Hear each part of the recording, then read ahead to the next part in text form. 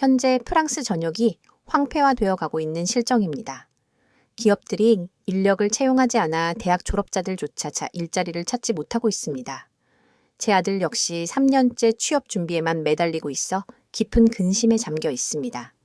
10년 만에 파리로 돌아온 한국 남편과 결혼한 프랑스 여성 엘렌 듀보아, 헬렌 듀보아스의 이야기입니다. 처음에 그녀가 한국인과의 결혼을 결정했을 때 주변 모두가 그녀를 향해 미쳤다고 반응했습니다. 그곳은 전쟁 중인 나라가 아니냐라는 질문도 받았습니다. 그러나 10년이 지난 지금 상황은 완전히 역전되었습니다. 한국으로 시집온 프랑스 며느리가 고향 땅을 밟았을 때 목격한 것은 충격 그 자체였습니다. 전통적인 빵집들은 문을 닫았고 젊은이들은 일자리를 찾아 국경을 넘어 다른 나라로 떠나고 있습니다. 프랑스는 현재 국가의 존폐 기로에 서 있습니다. 한때 세계 최고의 복지국가로 불리던 프랑스. 과연 그녀가 떠난 10년 동안 무슨 일이 벌어졌기에 이제 프랑스 청년들은 한국을 기회의 땅이라고 부르게 되었을까요? 그 충격적인 진실을 지금 공개합니다. 2024년 9월 인천국제공항 출국장. 저는 떨리는 손으로 파리행 항공권을 꺼내 들었습니다. 10년 만에 다시 밟는 고향이었습니다.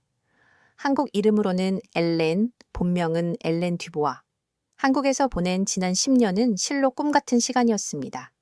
처음 시집 왔을 때는 김치도 너무 매워 먹기 힘들었고 한국어도 서툴렀지만 이제는 한국이 저의 진정한 집처럼 느껴지게 되었습니다. 여보, 장인어른 상태가 많이 위중하신가 봐요? 남편 민준이 걱정스러운 표정으로 물었습니다.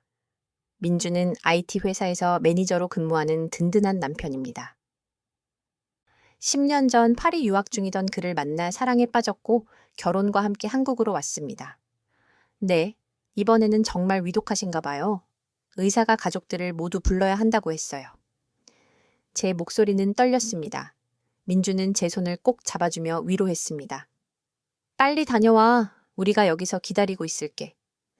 비행기가 이륙하며 창밖으로 보이는 서울의 야경은 눈부셨습니다. 불빛으로 가득 찬 도시, 질서 정연한 거리. 10년 동안 제가 깊이 사랑하게 된 이 나라를 뒤로하고 파리로 향했습니다. 13시간의 비행 끝에 샤를 드골 공항에 도착했을 때 저는 믿기 힘든 광경을 목격했습니다.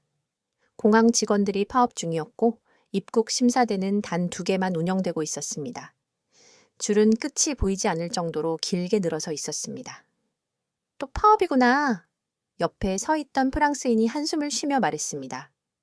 이번 달만 벌써 3번째야. 2시간을 기다린 끝에 겨우 입국장을 빠져나올 수 있었습니다. 그곳에서 저를 기다리고 있는 한 사람을 발견했습니다. 바로 남동생의 아들 루카스였습니다. 루카스. 저는 제 눈을 의심했습니다. 10년 전 12살 소년이었던 조카는 이제 22살의 청년이 되어 있었지만 그 모습은 충격적이었습니다. 수염은 깎지 않아 덥수룩했고 눈 밑에는 짙은 다크서클이 드리워져 있었습니다. 한때 축구선수를 꿈꾸던 건강했던 소년의 모습은 온데간데 없었습니다. 그는 낡은 청바지와 구멍난 운동화를 신고 있었습니다. 이모. 루카스가 제게 다가와 인사했지만 그 목소리에는 활력이 없었습니다. 오랜만이에요. 잘 지내셨어요? 저는 억지로 미소를 지으며 대답했습니다. 그래? 너도 잘 지냈니? 공항에서 시내로 가려고 했으나 지하철 역시 파업 중이었습니다. 택시를 타려 했지만 줄이 너무 길어 결국 걸어가기로 했습니다. 이모, 죄송해요. 요즘은 매일 이래요. 지하철은 일주일에 한두 번은 꼭 파업하고 버스도 마찬가지예요.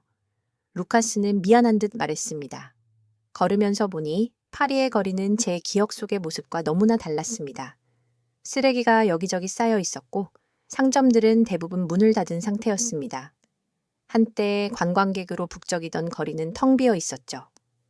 루카스, 파리가 왜 이렇게 변했니? 저는 충격을 감추지 못했습니다. 루카스는 씁쓸하게 웃으며 대답했습니다. 이모가 떠난 후로 계속 이래요. 정부에서 주 32시간 근무제를 시행하고 부자들에게 세금을 급격히 올렸더니 다들 영국이나 스위스로 떠났어요. 일자리는 줄어들고 젊은 사람들은 일할 곳이 없어요. 집으로 가는 길에 제가 어릴 때 자주 가던 빵집을 지나쳤습니다. 그런데 그곳은 이미 문을 닫은 지 오래된 듯 했습니다. 앙리 씨, 빵집도 문을 닫았구나. 네, 2년 전에 폐업했어요. 최저임금이 너무 올라서 직원을 쓸 수가 없다고 하시더라고요. 결국 혼자서는 못 버티셨죠. 집에 도착했을 때 아버지를 만났습니다. 침대에 누워 계신 아버지는 10년 사이에 너무 많이 노쇠하셨습니다. 한때 파리 시청에서 근무하시며 프랑스의 미래를 고민하셨던 아버지가 이제는 힘없이 누워만 계셨습니다. 엘렌, 왔구나. 아버지의 목소리는 너무나 미약했습니다. 아빠, 제가 왔어요. 이제 괜찮으실 거예요. 저는 눈물을 참으며 아버지의 손을 잡았습니다. 저녁이 되어 온 가족이 모였을 때 저는 충격적인 사실을 알게 되었습니다. 남동생 렁 부부는 이미 독일로 이민을 갔고 루카스만 할아버지를 돌보기 위해 파리에 남아 있었던 것입니다. 루카스가 혼자 할아버지를 돌보고 있었어? 저는 놀라서 물었습니다. 어머니가 한숨을 쉬며 대답했습니다. 그래, 착한 아이야. 대학도 그만두고 할아버지를 돌보면서 아르바이트를 하고 있어. 저는 루카스를 바라보았습니다. 22살 청년이 짊어진 짐이 너무나 무거워 보였고 이는 한국에서의 제 삶과 너무나 대조적이었습니다. 그날 밤 저는 잠을 이룰 수 없었습니다. 10년 만에 돌아온 고향이 이렇게 변해 있을 줄은 꿈에도 상상하지 못했기 때문입니다. 다음 날 아침 저는 루카스와 함께 몽마르트르 언덕을 올랐습니다. 한때 예술가들의 천국이었던 이곳도 많이 변해 있었습니다. 관광객은 거의 보이지 않았고 거리의 화가들도 대부분 사라진 상태였습니다. 이모, 여기 기억하세요? 이모가 어릴 때 그림 그리던 곳이잖아요. 루카스가 한 카페를 가리켰습니다. 하지만 그곳에는 임대 표시만 덩그러니 붙어 있었습니다. 사크레코에르 대성당 앞 계단에 앉아 파리를 내려다보았습니다. 에펠탑은 여전히 우뚝 서 있었지만 도시 전체가 활력을 잃은 듯 했습니다. 루카스, 너는 요즘 뭘 하면서 지내니? 조심스럽게 물었습니다. 루카스는 잠시 망설이다가 대답했습니다. 새벽에 배달 일을 해요. 우버이츠요. 자전거로 음식 배달하는 거예요. 그리고 오후에는 할아버지 병원 모시고 가고. 대학은? 그만뒀어요. 등록금도 비싸고 졸업해도 일자리가 없어서요. 제 친구들 중에 대학 졸업하고도 일자리 찾은 애가 한 명도 없어요. 마음이 아팠습니다. 한국에서는 청년들이 미래를 위해 열심히 공부하고 일하는데 여기선 희망 자체가 없어 보였습니다. 병원으로 가는 길에 에펠탑 근처를 지나갔습니다. 그런데 충격적인 광경이 펼쳐졌습니다. 에펠탑 아래에 공원의 텐트촌이 형성되어 있었습니다. 저게 뭐니? 저는 믿을 수 없어서 물었습니다. 노숙자들이에요. 집값이 너무 올라서 집을 잃은 사람들이 저기서 살아요. 경찰도 어쩔 수 없대요. 쫓아내면 인권 침해라고 난리가 나거든요. 한때 세계에서 가장 아름다운 도시였던 파리가 이렇게 변했다는 사실이 믿기지 않았습니다. 병원에 도착하여 아버지를 뵈었을 때 의사가 저를 따로 불렀습니다. 따님이시죠? 아버님 상태가 많이 안 좋으십니다. 약도 제대로 구하기 힘들어서 요즘 제약회사들도 프랑스를 떠나고 있거든요. 그럼 어떻게 해야 하나요? 의사는 어깨를 으쓱했습니다. 최선을 다하고 있습니다만 솔직히 희망적이지 않습니다. 병실로 돌아왔을 때 루카스가 할아버지께 약을 드리고 있었습니다. 22살 청년의 손은 거칠었고 얼굴에는 또래답지 않은 피로가 묻어 있었습니다. 루카스, 많이 힘들지? 제가 물었습니다.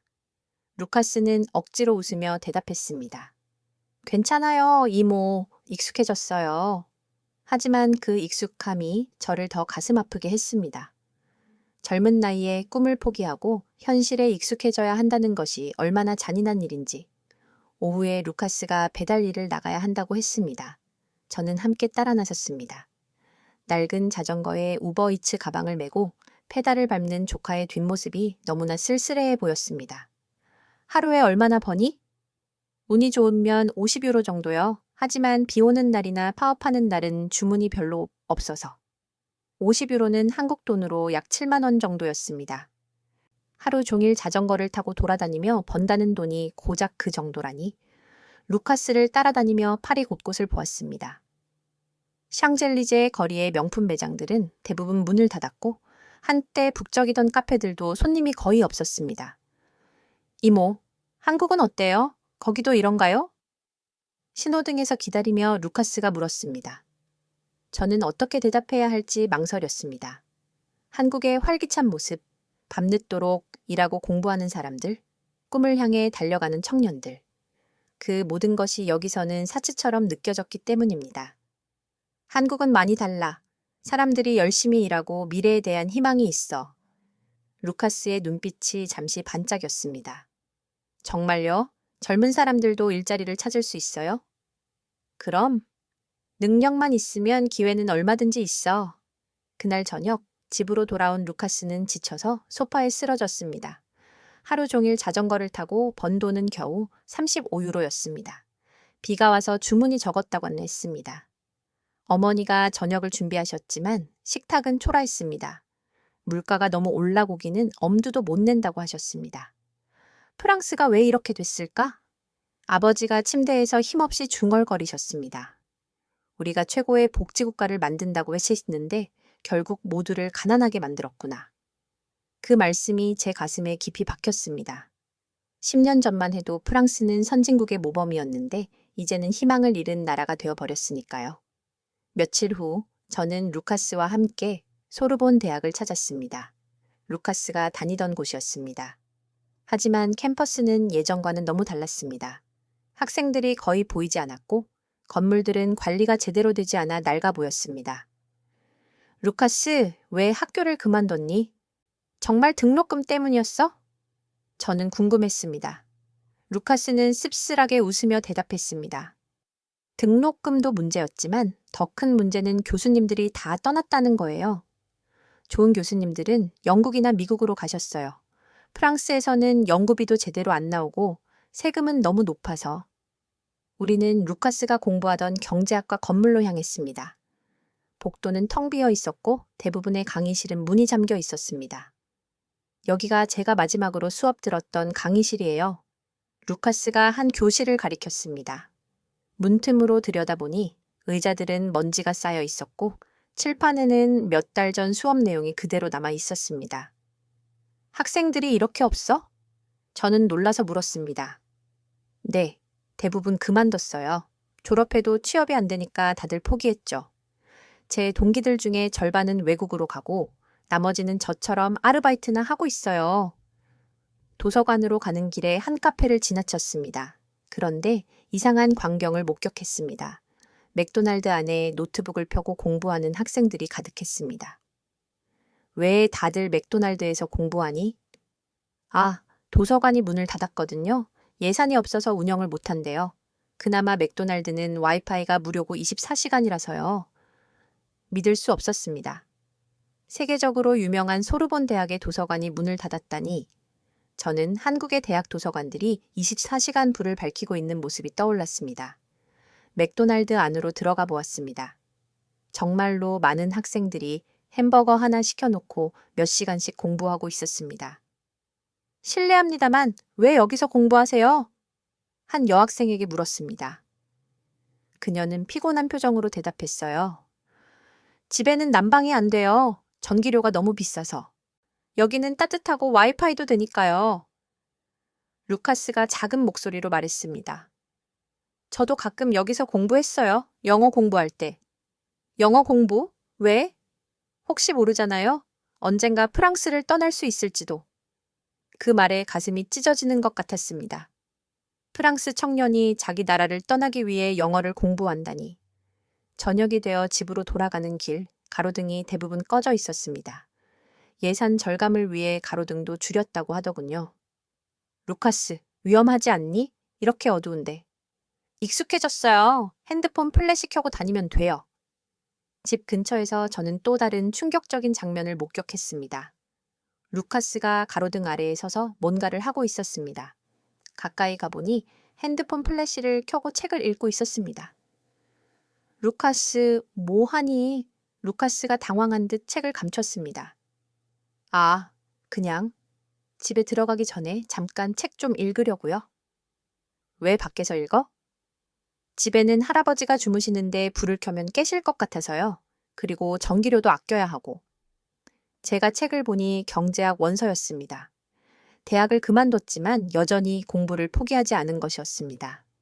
이모, 저 사실은 포기하고 싶지 않아요. 언젠가 기회가 오면 다시 공부하고 싶어요.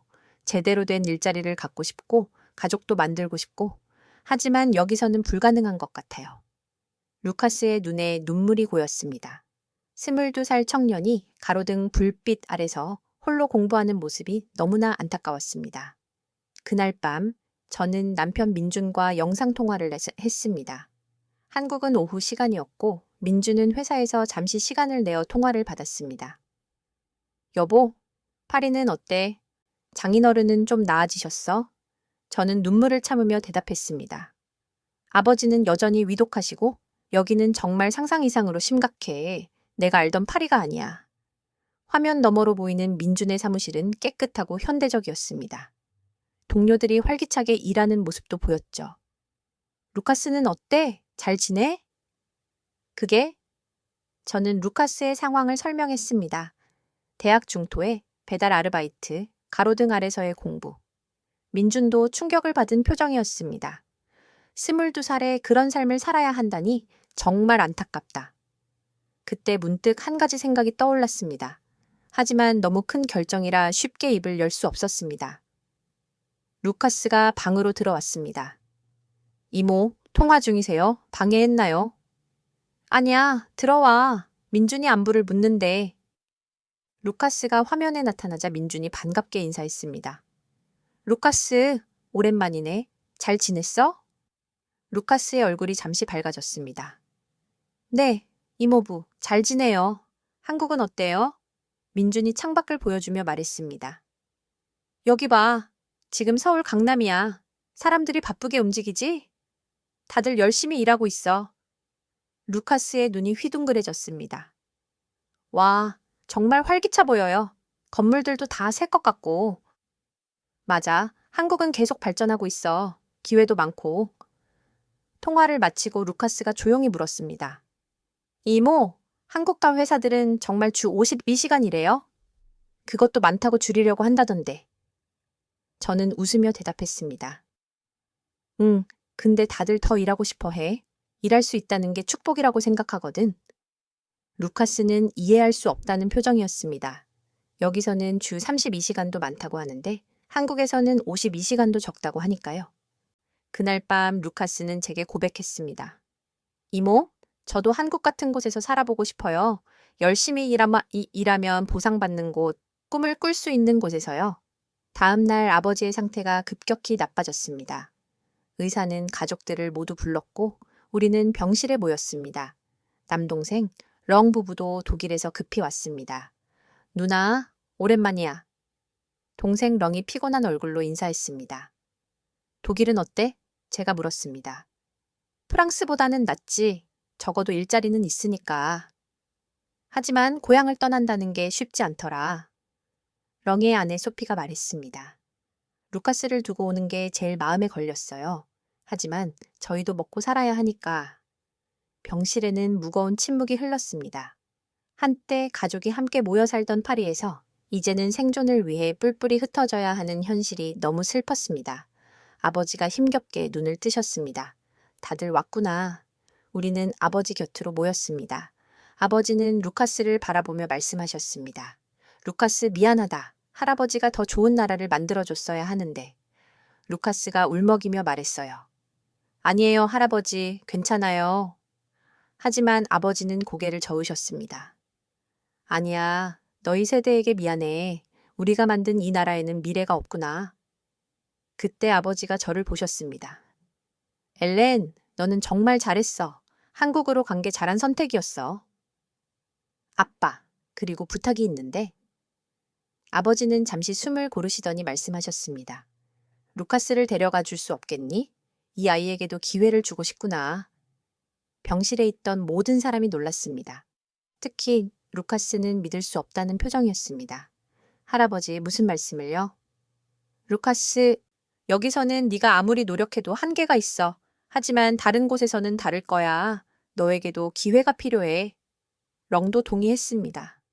아버지 말씀이 맞아요. 루카스, 기회가 있다면 떠나야 해, 우리처럼. 그날 저녁 센 강변을 걸으며 루카스와 이야기를 나누었습니다.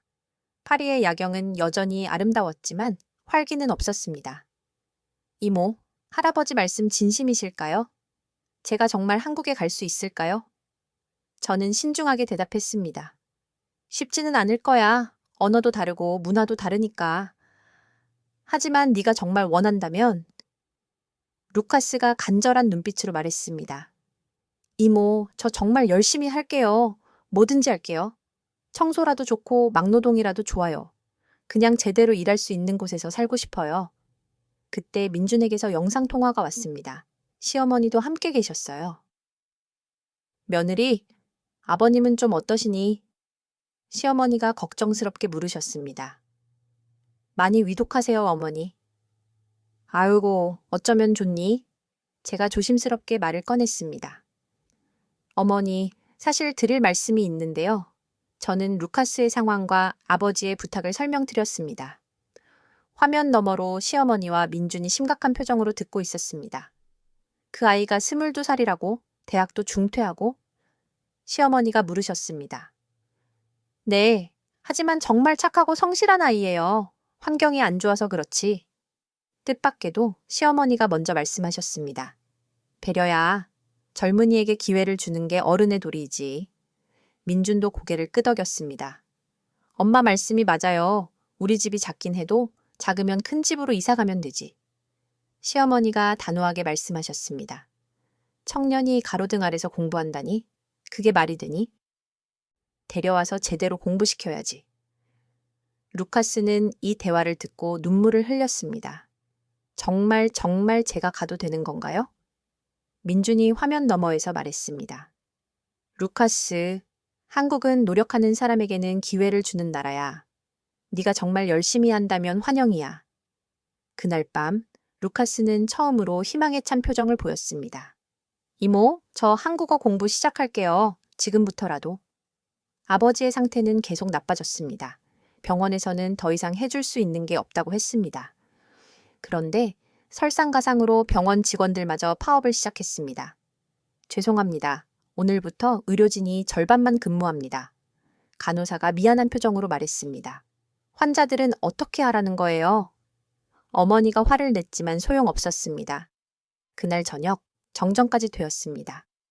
병원에는 비상발전기가 있었지만 중환자실 위주로만 전기가 공급되었죠. 우리는 촛불을 켜놓고 아버지 곁을 지켰습니다. 촛불 아래에서 아버지가 힘겹게 말씀하셨습니다. 이게 우리가 만든 프랑스구나. 평등을 추구했는데 결국 모두를 평등하게 가난하게 만들었어. 아버지 말씀하지 마세요. 힘드실 거예요. 렁이 말했지만 아버지는 계속하셨습니다. 루카스, 이리 와보렴. 루카스가 할아버지 곁으로 다가갔습니다.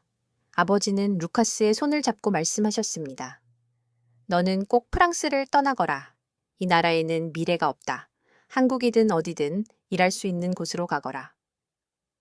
할아버지, 루카스가 울먹였습니다. 그리고 엘레나. 아버지가 저를 부르셨습니다. 루카스를 부탁한다. 이 아이는 좋은 아이야. 기회만 있다면 뭐든 할 수 있을 거야. 네, 아빠. 걱정하지 마세요. 아버지는 마지막으로 가족들을 둘러보셨습니다. 미안하다. 더 좋은 나라를 물려줬어야 했는데 그것이 아버지의 마지막 말씀이었습니다. 장례식은 초라했습니다. 프랑스의 복잡한 행정 절차와 파업으로 인해 제대로 된 장례를 치르기도 힘들었습니다. 화장장 직원들도 파업 중이라 일주일을 기다려야 했습니다. 이런 나라에서 죽어서도 편히 쉴 수 없구나. 어머니가 한탄하셨습니다. 장례를 마친 후 렁 부부는 다시 독일로 돌아갔습니다. 떠나기 전 렁이 루카스에게 말했습니다.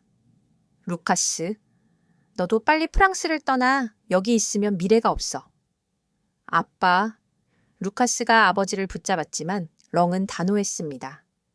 미안하지만 우리도 독일에서 겨우 자리 잡은 상태야. 너까지 데려갈 여력은 없어. 하지만 이모가 기회를 준다면 놓치지 마. 가족들이 뿔뿔이 흩어지는 모습이 너무 슬펐습니다. 한때는 함께 모여 살던 가족이 이제는 생존을 위해 각자의 길을 가야 했으니까요. 그날 밤 저는 루카스와 진지한 대화를 나누었습니다. 루카스, 정말 한국에 올 마음이 있니? 루카스는 단호하게 대답했습니다. 네, 이모, 저 정말 가고 싶어요. 여기서는 아무것도 할 수 없어요. 매일 똑같은 하루의 반복이에요. 배달하고, 돈 몇 푼 벌고, 그것도 파업하면 못 벌고. 한국 생활이 쉽지는 않을 거야. 언어도 다르고, 음식도 다르고, 일하는 문화도 달라. 알아요. 하지만 적어도 거기서는 노력한 만큼 결과가 있잖아요. 여기서는 아무리 노력해도 달라지는 게 없어요. 루카스의 눈에는 간절함이 가득했습니다. 저는 결심했습니다. 이 아이에게 기회를 주기로. 좋아, 그럼 준비를 시작하자. 일단 비자부터 알아봐야 하고. 루카스의 얼굴이 환하게 밝아졌습니다. 정말요? 정말 절 데려가 주실 거예요? 그래. 하지만 약속해야 해. 한국에 가면 정말 열심히 해야 해. 언어도 배우고 문화도 배우고 뭐든 성실하게 해야 해. 네, 뭐든 할게요. 정말 뭐든지요. 그때부터 루카스는 사람이 달라졌습니다. 매일 아침 일찍 일어나 한국어 공부를 시작했고 유튜브로 한국 문화를 배웠습니다. 비록 아직 서툴렀지만 그 열정만큼은 누구보다 뜨거웠습니다. 이웃들이 소문을 듣고 찾아왔습니다. 루카스가 한국 간다며? 부럽다. 우리 아이도 데려가 줄 수 없을까? 프랑스 청년들에게 한국은 기회의 땅처럼 여겨지고 있었습니다. 일할 수 있고 노력하면 성공할 수 있는 곳. 프랑스에서는 상상도 할 수 없는 일이었죠. 비자 준비를 시작하면서 여러 어려움이 있었습니다. 프랑스의 복잡한 행정 절차도 문제였지만 한국 비자를 받는 것도 쉽지 않았습니다. 루카스가 대학을 중퇴했다고? 그럼 학생 비자는 어렵겠네. 한국 영사관 직원이 말했습니다. 실망한 표정의 루카스를 보며 저는 다른 방법을 찾기 시작했습니다. 그때 민준이 좋은 아이디어를 냈습니다.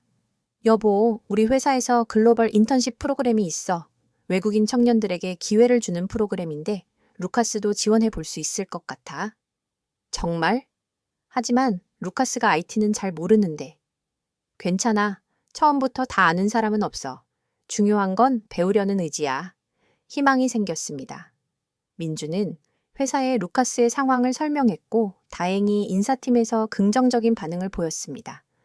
프랑스 청년이라 영어는 되겠죠? 그럼 인턴십 비자로 초청장을 보내드릴게요. 루카스는 기쁨의 눈물을 흘렸습니다. 이모, 정말 일할 수 있는 건가요? 진짜 회사에서? 그래, 인턴이지만 정식 직원이 될 기회도 있어. 루카스는 더욱 열심히 준비했습니다. 한국어는 물론이고 기초적인 IT 지식도 독학하기 시작했죠. 맥도날드에서 가로등 아래서 시간이 날 때마다 공부했습니다. 한편 한국에서는 시어머니가 적극적으로 준비를 도와주셨습니다. 루카스 방은 작은 방으로 하자. 책상하고 침대, 옷장 정도는 들어가겠지? 어머니, 정말 괜찮으세요? 갑자기 식구가 늘어나는데. 시어머니는 웃으며 말씀하셨습니다. 뭐가 괜찮아? 젊은이가 꿈을 갖고 오는데 당연히 도와야지. 우리도 어려울 때 도움받았잖아. 시아버지도 동의하셨습니다. 그래, 요즘 한국 젊은이들도 힘든데 프랑스는 더하다니. 우리가 도울 수 있다면 도와야지. 동네 사람들도 소식을 듣고 관심을 보였습니다. 프랑스에서 조카가 온다고? 한국말은 할 줄 아나? 아직 서툴대요. 하지만 열심히 배우고 있어요. 그래, 젊을 때 고생은 사서도 한다더니 한국 와서 열심히 하면 잘 될 거야. 드디어 비자가 나왔습니다. 루카스는 여권에 찍힌 한국 비자를 보며 또 울었습니다. 이모, 이게 진짜예요? 제가 정말 한국에 가는 거예요? 그래, 이제 정말이야. 출발 전날 루카스의 친구들이 작별 인사를 하러 왔습니다. 부럽다, 루카스. 너라도 여기서 나가는구나. 우리도 기회가 있으면 좋을 텐데. 한국 가서 잘 지내. 그리고 기회가 되면 우리도 좀 불러줘. 친구들의 눈에는 부러움과 아쉬움이 가득했습니다. 프랑스의 미래를 책임져야 할 청년들이 모두 떠나기를 꿈꾸고 있다는 것이 안타까웠습니다. 어머니도 눈물을 흘리셨습니다. 루카스, 가서 잘 지내야 한다. 할아버지가 하늘에서 지켜보실 거야. 할머니도 몸 조심하세요. 제가 자리 잡으면 모시러 올게요. 하지만 모두가 알고 있었습니다. 한 번 떠나면 돌아오기 힘들다는 것을. 프랑스는 떠나는 나라이지 돌아오는 나라가 아니었으니까요. 공항으로 가는 길, 루카스는 파리를 마지막으로 둘러보았습니다. 이모, 언젠가 파리가 다시 예전처럼 될 수 있을까요? 저는 대답하기 어려웠습니다. 글쎄, 하지만 지금은 내 미래를 생각해야 해. 네, 알아요. 하지만 가슴 한구석이 아프네요. 제 고향인데. 인천공항행 비행기에 오르기 전 루카스는 작은 가방 하나만 들고 있었습니다. 짐이 그게 다야? 제가 물었어요. 네, 가진 게 별로 없어요. 옷 몇 벌하고 책 몇 권이 전부예요. 비행기 안에서 루카스는 계속 한국어 책을 봤습니다. 안녕하세요. 감사합니다. 죄송합니다. 같은 기본 표현을 연습했죠. 이모, 제 발음 어때요? 안녕하세요? 아직 프랑스어 억양이 있지만 괜찮아. 한국 사람들은 외국인이 한국어 하면 좋아해. 기내식이 나왔을 때 루카스는 처음 보는 한국 음식에 당황했습니다. 이모, 이게 뭐예요? 비빔밥이야. 섞어서 먹는 거야. 루카스는 조심스럽게 비빔밥을 먹어봤습니다. 오, 맛있네요. 프랑스 음식이랑 완전히 다르지만 괜찮아요. 12시간의 비행 동안 루카스는 거의 잠을 자지 않았습니다. 너무 긴장되고 기대됐던 거죠. 이모, 한국 회사 사람들은 정말 다 영어를 해요? 젊은 사람들은 대부분 해. 하지만 한국어를 빨리 배우는 게 중요해. 네, 열심히 배울게요. 한국 사람들처럼 일하고 싶어요. 새벽 5시 드디어 인천공항에 도착했습니다. 비행기에서 내리자마자 루카스는 놀라움을 감추지 못했습니다. 와, 공항이 이렇게 크고 깨끗해요. 새벽인데도 이렇게 밝고. 입국 심사도 신속하게 끝났습니다. 파리와는 완전히 달랐죠. 이모, 여기는 파업 안 하네요. 거의 안 해. 다들 일하느라 바빠서. 수화물을 찾고 나오니 민준과 시부모님이 기다리고 계셨습니다. 새벽인데도 마중을 나와주신 것이었죠. 루카스! 민준이 반갑게 인사했습니다. 한국에 온 걸 환영해. 시어머니도 따뜻하게 맞아주셨습니다. 어서 와. 긴 여행에 피곤하겠다. 빨리 집에 가서 쉬자. 루카스는 어색한 한국어로 인사했습니다. 안녕하세요. 감사합니다. 아이고, 한국말도 하네. 시어머니가 기뻐하셨습니다. 공항에서 집으로 가는 길, 루카스는 계속 창밖을 구경했습니다. 이모, 도로가 왜 이렇게 깨끗해요? 그리고 새벽인데 가로등이 다 켜져 있네요? 한국은 안전이 중요하거든. 밤에도 안심하고 다닐 수 있어. 집에 도착했을 때는 아침 6시였습니다. 아파트 단지에 들어서자 루카스가 또 놀랐습니다. 와, 이런 곳에 사세요? 너무 현대적이에요. 시어머니가 루카스의 방을 보여주셨습니다. 여기가 내 방이야. 작지만 필요한 건 다 있어. 루카스는 믿을 수 없다는 표정이었습니다. 제 방이요. 혼자 쓰는 거예요? 그럼 당연하지. 짐 풀고 씻고 좀 쉬어. 루카스는 방을 둘러보며 눈물을 글썽였습니다. 작지만 깨끗한 방, 책상, 침대, 옷장. 파리에서는 상상도 못했던 자기만의 공간이었죠. 아침 식사 시간, 시어머니가 정성스럽게 한식을 준비하셨습니다. 루카스, 한국 음식 먹을 수 있니? 네, 비행기에서 비빔밥 먹어봤어요. 맛있었어요. 된장찌개, 계란말이, 김치. 루카스는 조심스럽게 하나씩 맛보았습니다. 김치를 먹고는 맵다고 물을 찾았지만요. 하하, 김치는 익숙해지는데 시간이 걸려. 민준이 웃으며 말했습니다. 시아버지가 물으셨습니다.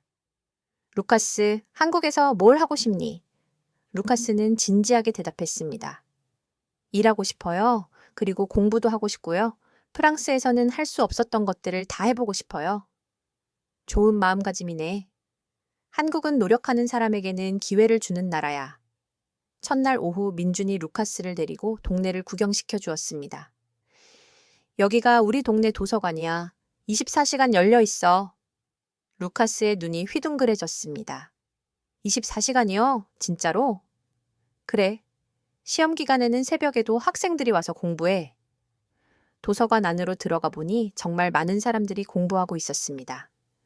이모, 프랑스 친구들이 이 광경을 보면 못 믿을 거예요. 도서관이 문을 닫아서 맥도날드에서 공부하는데. 그 다음은 동네 마트였습니다. 와, 24시간 마트도 있어요? 루카스가 신기해했어요. 한국은 편의점이 어디에나 있어. 언제든 필요한 걸 살 수 있지. 저녁에는 온 가족이 모여 환영 파티를 했습니다. 시어머니가 특별히 불고기를 준비하셨습니다. 루카스는 우리 가족이야. 시아버지가 건배를 제의하셨습니다. 한국에서 새로운 시작을 축하한다. 루카스는 서툰 한국어로 감사 인사를 했습니다. 정말 감사합니다. 열심히. 라시하겠습니다. 그날 밤 루카스는 프랑스 친구들에게 메시지를 보냈습니다. 여기는 천국 같아. 도서관도 24시간이고 거리도 안전하고 사람들도 친절해. 너희도 기회가 있으면 꼭 와봐. 친구들의 부러워하는 답장이 쏟아졌습니다. 일주일 후 루카스는 첫 출근을 앞두고 있었습니다. 민준의 회사에서 인턴으로 일하게 된 것이죠. 긴장되니? 제가 물었어요. 네, 엄청 긴장돼요. 잘할 수 있을까요? 걱정 마. 다들 이해해 줄 거야. 중요한 건 성실함이야. 첫 출근 날 아침, 루카스는 일찍 일어나 준비했습니다. 민준이 빌려준 정장을 입고 거울을 봤어요. 이모, 제가 회사원 같아 보여요? 그럼 아주 멋있어. 시어머니가 도시락을 싸주셨습니다. 점심 도시락이야. 한국 회사원들은 다 도시락 싸가지고 다녀. 루카스는 감동해서 눈물을 글썽겼습니다. 어머니, 정말 감사해요. 이제 어머니라고 불러.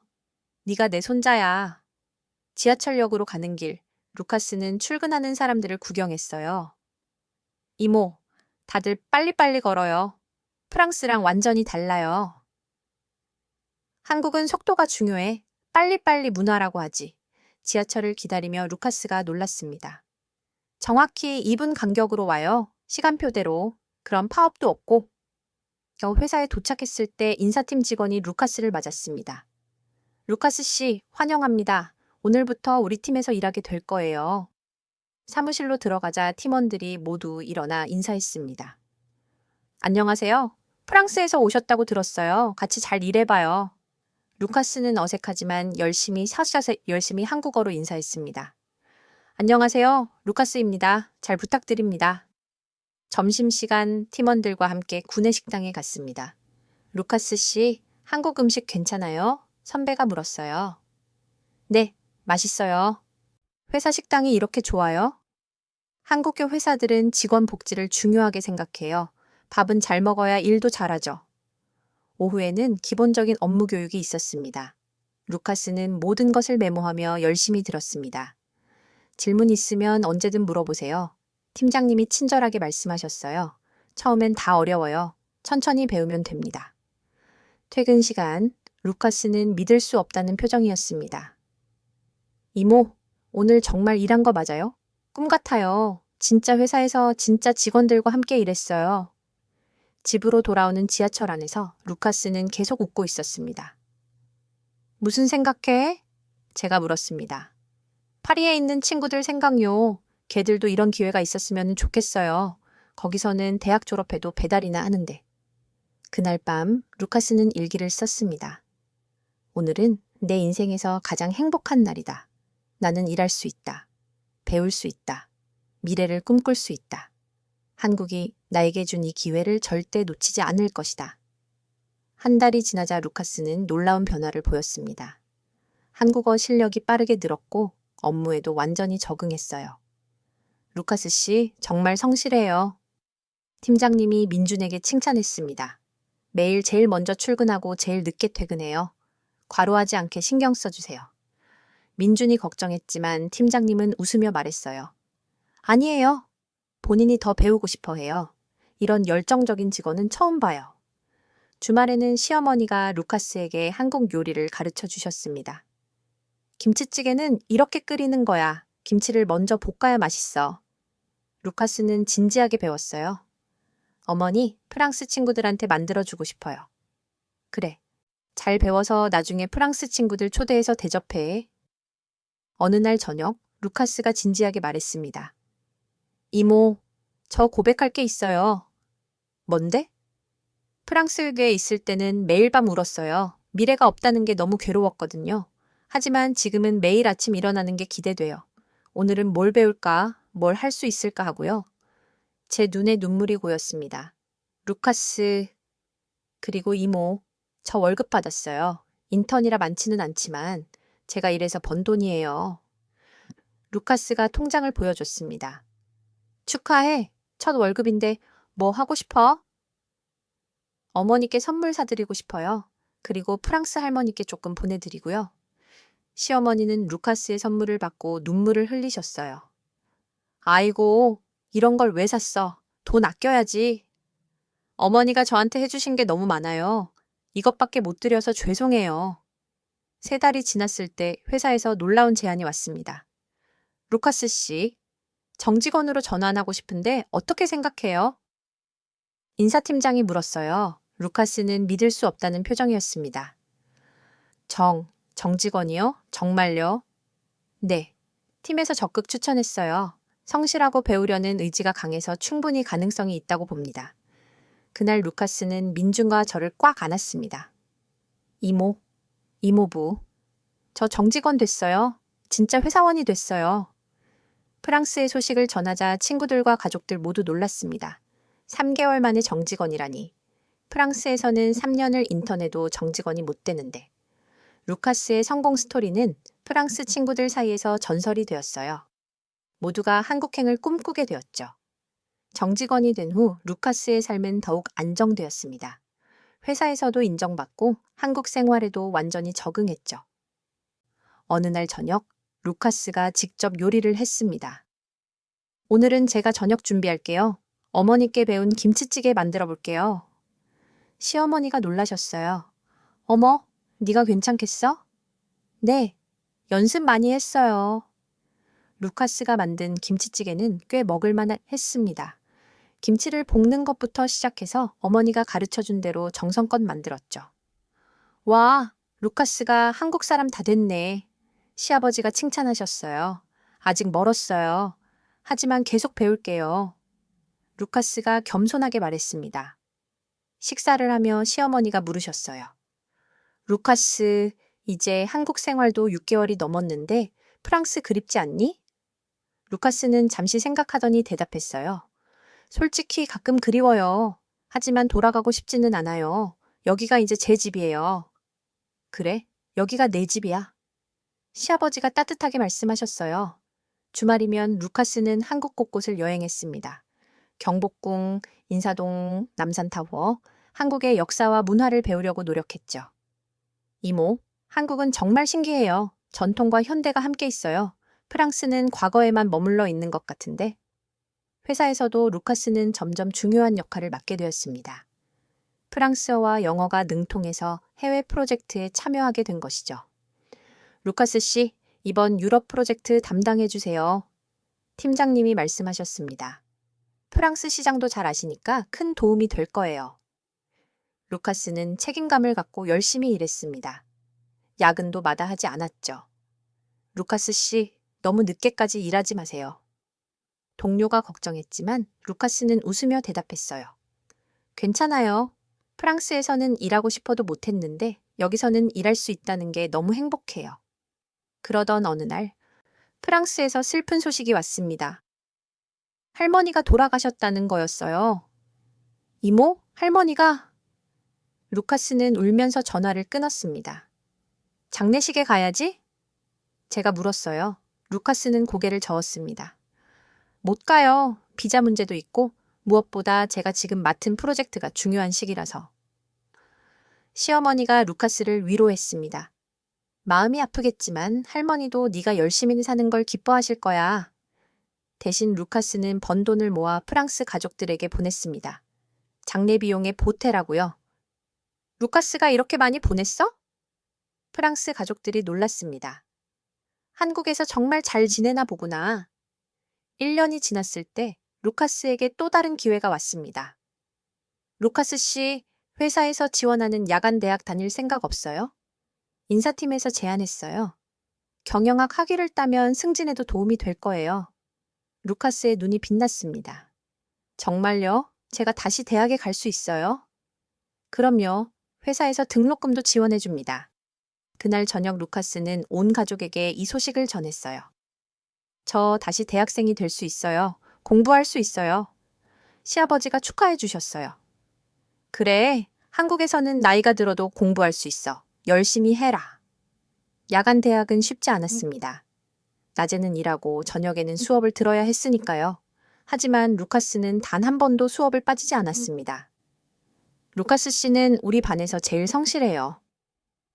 같은 반 친구가 말했어요. 외국인인데도 성적이 제일 좋아요. 루카스는 겸손하게 대답했습니다.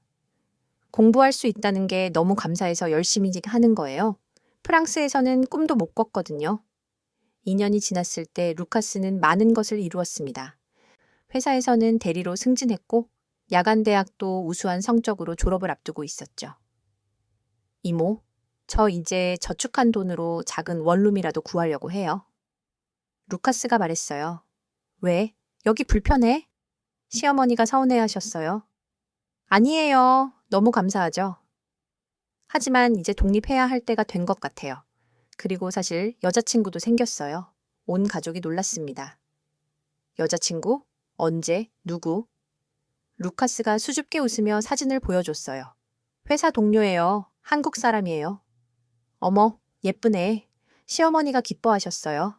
언제 데려와? 밥 해줄게. 그 주말 루카스는 여자친구 지수를 집으로 데려왔습니다. 지수는 예의 바르고 똑똑한 여성이었어요. 어머니, 아버지, 안녕하세요. 지수입니다. 지수가 정중하게 인사했어요. 시부모님은 지수를 마음에 들어 하셨습니다. 루카스 씨가 정말 좋은 사람이에요. 일도 열심히 하고 한국말도 잘하고. 저녁 식사를 하며 지수가 말했어요. 루카스 씨가 항상 가족들 이야기를 해요. 한국에서 새로운 가족을 만났다고 너무 감사하다고요. 시어머니가 루카스의 손을 잡으셨어요. 우리도 루카스가 와줘서 고마워. 집에 활력이 생겼어. 3년째 되는 봄, 루카스는 완전히 한국 사회의 일원이 되어 있었습니다. 아침 출근길 광화문을 지나며 그는 매일 같은 생각을 했어요. 내가 정말 여기서 일하고 있구나. 회사에서는 이제 그를 우리 회사의 글로벌 인재라고 불렀습니다. 프랑스어, 영어, 한국어를 자유자재로 구사하며 중요한 프로젝트들을 성공적으로 이끌었죠. 루카스 과장님, 이번 파리 출장 준비는 어떻게 되고 있나요? 부장님이 물었습니다. 네, 거의 완료됐습니다. 3년 만에 파리에 가게 되네요. 그렇습니다. 루카스는 회사 대표로 파리 출장을 가게 되었어요. 한때 절망적이었던 그 도시에 이제는 한국 기업의 대표로 가게 된 것입니다. 출장 전날 지수와 저녁을 먹으며 루카스는 복잡한 심경을 토로했습니다. 파리에 가는 게 이상한 기분이에요. 떠날 때는 아무것도 아니었는데 이제는 뭔가 이룬 사람이 되어서 가니까요. 지수가 그의 손을 잡아줬습니다. 자랑스러워요. 당신이 얼마나 노력했는지 알아요. 파리에 도착한 루카스는 많은 것이 변하지 않았음을 보았습니다. 여전히 파업은 일상이었고 거리는 어수선했으며 젊은이들의 표정은 어두웠어요. 옛 친구들을 만났을 때 그들은 루카스를 알아보지 못했습니다. 루카스, 정말 너야? 완전히 달라졌네. 양복을 입고 자신감 있게 서 있는 루카스를 보며 친구들은 놀라움을 감추지 못했습니다. 한국에서 정말 잘 지내나 보구나. 우리는 여전히 여기서. 한 친구가 말을 잇지 못했습니다. 3년 전과 달라진 게 없었으니까요. 너희도 기회가 있으면 좋을 텐데. 루카스가 안타까워했어요. 어떻게? 우리는 너처럼 한국에 가족이 있는 것도 아니고. 비즈니스 미팅은 성공적이었습니다. 프랑스 기업들은 한국 기업과의 협력에 큰 관심을 보였죠. 한국 기업들은 정말 다이나믹하네요. 프랑스 기업들과는 다릅니다. 프랑스 측 대표가 감탄했습니다. 루카스는 자부심을 갖고 대답했습니다. 네, 한국에서는 빠른 결정과 실행을 중요하게 생각합니다. 출장을 마치고 한국으로 돌아오는 비행기 안에서 루카스는 깊은 생각에 잠겼습니다. 3년 전 절망적인 마음으로 떠났던 그 비행기와는 완전히 다른 기분이었습니다. 인천공항에 도착했을 때 지수가 마중 나와 있었습니다. 어서 와요. 출장은 어땠어요? 성공적이었어요. 하지만 더 중요한 건 저 이제 확실히 알았어요. 한국이 제 집이라는 거를. 그 주말 온 가족이 모인 자리에서 루카스는 중요한 발표를 했습니다. 저 지수와 결혼하기로 했어요. 시어머니가 기쁨의 눈물을 흘리셨어요. 정말? 우리 루카스가 결혼을? 민준도 축하해 주었습니다. 축하해. 드디어 진짜 가족이 되는구나. 결혼 준비를 하면서 루카스는 프랑스 가족들에게 초대장을 보냈습니다. 어머니와 몇몇 친구들이 한국으로 오겠다고 달했어요. 루카스, 네가 정말 한국에서 결혼하는구나. 프랑스 어머니가 영상통화로 말씀하셨어요. 할아버지가 살아계셨다면 얼마나 기뻐하셨을까. 네, 어머니. 할아버지가 저에게 이 기회를 주신 거예요. 한국으로 가라고 하신 그 말씀이 제 인생을 바꿨어요. 결혼식은 작지만 따뜻했습니다. 프랑스에서 온 가족과 친구들, 한국의 새 가족들, 회사 동료들이 모두 모여 축하해 주었죠. 3년 전 저는 아무것도 가진 게 없었어요. 루카스가 결혼식 스피치에서 말했습니다. 하지만 한국이 저에게 기회를 주었고, 새로운 가족을 주었고, 사랑하는 사람도 만나게 해 주었습니다. 프랑스에서 온 친구들은 루카스의 변화에 계속 놀랐습니다. 네가 이렇게 성공할 줄은 몰랐어. 한국이 정말 그렇게 좋아? 일할 수 있고, 노력한 만큼 인정받고 미래를 계획할 수 있어. 그게 얼마나 소중한지 너희도 알잖아. 결혼식 후 리셉션에서 프랑스 친구 중 한 명이 루카스에게 조용히 물었어요. 루카스, 나도 한국에 갈 수 있을까? 여기서는 정말 희망이 안 보여. 루카스는 친구의 어깨를 두드리며 말했습니다. 포기하지 마. 기회는 분명 올 거야.